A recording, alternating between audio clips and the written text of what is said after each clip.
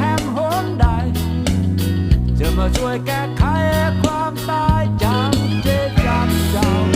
ฉันอยากจะร้องกองโลกให้กองฟ้าอากาศเพื่อล่องลอยข่าวสารจงเข้าใจผู้คนที่นี่ขยืนกินอย่างผู้มีตามีแค่ความหวังแต่เพียงอย่างเดียว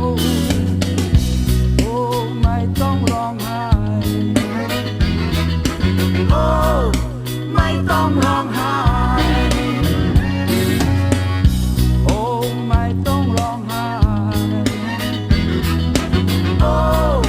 ไม่ต้องร้องไห้ดูความหมายเขาบ้างเขาคือพี่น้องรวมโลกที่รับสับสนวุ่นวายบางคนจึงลุกขึ้นสู้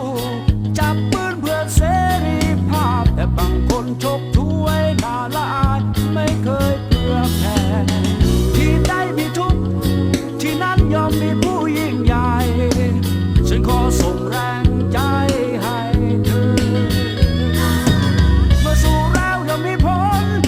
ชัยชนะหรือล้มลงจงก้าวไปปักธงเหนือแผ่นดินแม่อย่าไปท้อแท้รวมพลังเธอมีชัยชนะรวมพลังเธอมีชัยชนะรวมพลังเธอมีชัยชนะรวมพลังเธอมีชัยชนะ